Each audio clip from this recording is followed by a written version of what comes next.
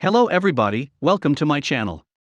Today, I will explain an Indonesian super hit cult classic horror film, called Satan's Slave. It was released in 1980. This film left a huge impact on Indonesian cinema. The 2017 Satan's Slave film is a prequel to this film. I have already recapped that film. If by any chance you missed it, then please do check it out. The film starts in an Indonesian city where a rich lady Mawarti dies due to a mysterious illness. In the first scene, we see a funeral where Mawarti's husband Minarto and her two children Rita and Tommy were there with others. There was one lady in a black dress who was looking strange. In the evening, villagers held a condolence meeting just like the 2017 film. Here also Minarto and family were non-believers, they never prayed. Minarto considered religion as a superstition. He was a workaholic, rich, and believed in money as God. Money is something but not everything. Rita was also a modern girl who liked discos, parties, and had a semi-naked actress wallpaper in her bedroom. Which according to the 1980s Indonesian culture is quite bold. Now Tommy saw his mother's living dead body floating beside his window on her death night. Here the living dead is the dead body who was brought back to some form of life by an evil force. In Indonesian, it's sometimes referred to as kunti-naka. According to Indo-Malayan myths, these are the ghosts of ladies who died during childbirth. Here they were shown with a white body, long hair and white eyes. It was the trend in Asian cinema at that time. Now Tommy was in a possessed state. He started following his mom's living dead. His sister Rita watched this and got a scare. In the morning she checked on his brother who was sleeping nicely in his room.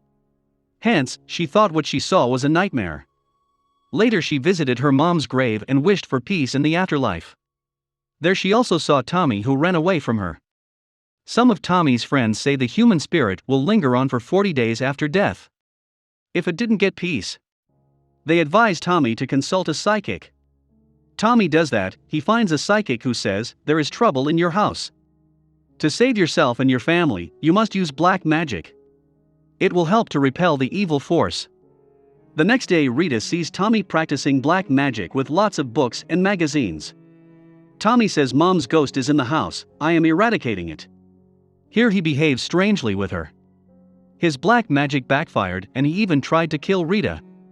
This is what happens when kids try something which they don't understand.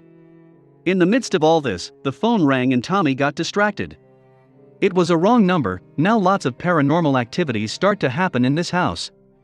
Lots of wrong number calls were coming, doors were swinging, and the calling bell was ringing without anyone. Now Rita shares this news with her boyfriend Herman, who is also a non-believer.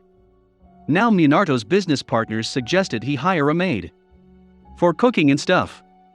They sent a lady named Darmana. Tommy was surprised after seeing the maid as the maid's face resembled that of a psychic.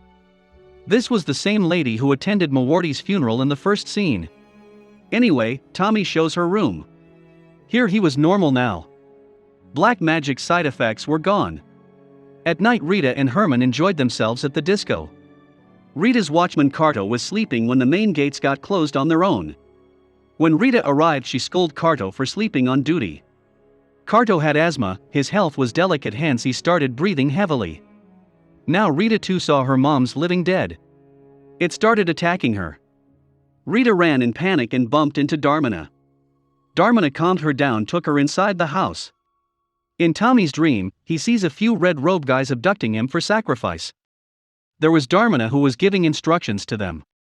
Tommy screamed in the dream, he was saying Darmana will kill me. Now his dad and Carto woke him up. The next day Rita introduced Darmana to Herman. Herman in suspicion said he had seen Darmana somewhere. Later he played a song on the piano for Rita. Here Darmana was spying on these two. Carto sees this and he gets suspicious. He checked her room, devil-worshipping items were there. Carto was certain that she was a devil-worshipping shaman. He ran for his life. Shamans are those who have the power to do both good and bad. It's up to the shaman to decide which side he or she chooses. According to that, they will face the consequence. Darmana was an evil shaman capable of influencing and harming people. Here Tommy again tried to buy black magic books. This time a ustad gave him an Islamic prayer book. He says by doing prayer all evil spirits will run away. Tommy listened to him, but as soon as he tried to pray, his mother's living ghost arrived there and scared him. We saw the same scene in 2017's film. Their similar thing happened with Rini when she prayed. Now that the living dead targets Carto, she kills him in a garage.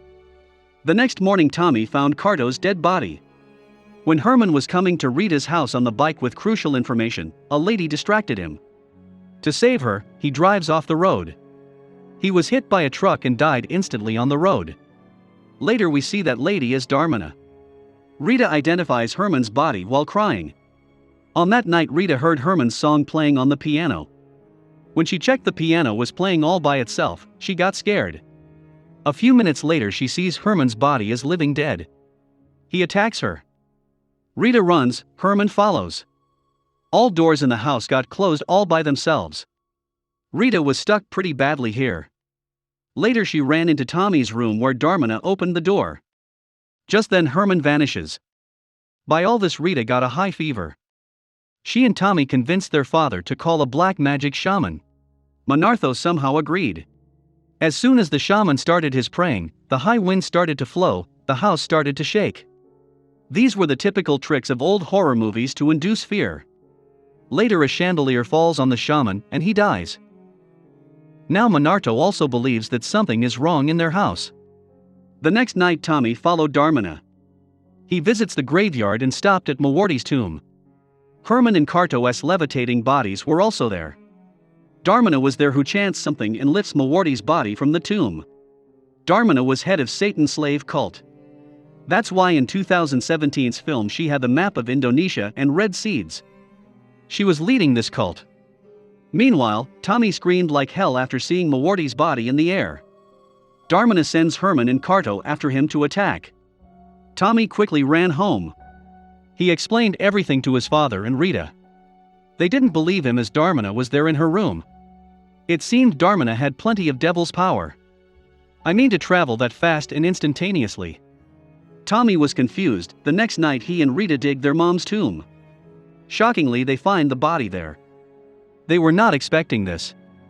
They came back to their house with disappointment. At midnight Tommy heard Carto's voice. When he checked, Carto's living dead body attacked him. Similar attacks happened on Rita and Manartho by Herman and Mawarti's living dead. Now Dharmana appeared in her original devil shaman form and says, I target atheists. I convert non-believers into the living dead. Now all three ran away from their house. Ustad arrived there with his team of praying men. All started to pray. As they were praying, the living dead started to burn. Dharmana was also burned to ashes by the grace of God.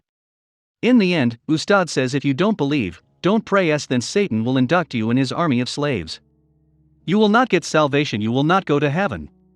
In the final scene, we all see all these three guys coming from a mosque. They were religious now. Now original Dharmana arrived there, who was sent by Manartho's partners. Devil came in Dharmana's form to enslave these people. With this, the film ends. So this was the simple story of Satan's slave film. According to the 1980 standard, it's fine. The message is simple: be religious else Satan will possess you. Here Mawarti might have been the victim of Dharmana, as she was also an atheist. Please do subscribe, like, and share my videos. Thanks for watching. Take care.